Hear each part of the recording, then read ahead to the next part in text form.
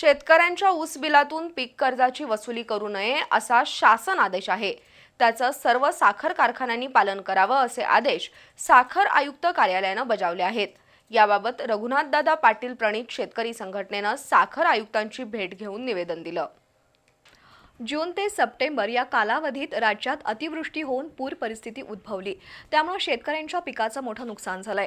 त्यावर उपाय म्हणून शासनानं ओला दुष्काळ अंतर्गत येणारे सर्व निकष आणि नियम शेतकऱ्यांसाठी लागू करण्याचा निर्णय 10 ऑक्टोबरला घेतलाय।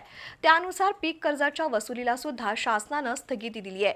तरीही राज्यातील काही सहकारी आणि खासगी साखर कारखान्यांनी शेतकऱ्यांच्या ऊस बिलातून पीक कर्जाची वसुली सुरू केली आहे। त्याबाबत रघुनाथदादा प्रणित शेतकरी संघटनेनं आज पुण्यामध्ये साखर आयुक्त कार्यालयातील अर्थ विभागाचे संचालक यशवंत गिरी यांची भेट घेतली। त्यानंतर गिरी यांनी सर्व साखर कारखान्यांसाठी आणखी एक आदेश काढत शेतकऱ्यांच्या पीक कर्जाची वसुली ऊस बिलातून कपात करू नये असं बजावलं आहे। या शिष्टमंडळात ॲडव्होकेट माणिक शिंदे, अजित काळे, लक्ष्मण वडाले, शिवाजी नानखेले, उत्तम पाटील, सुरेश पाटील यांचा समावेश होता।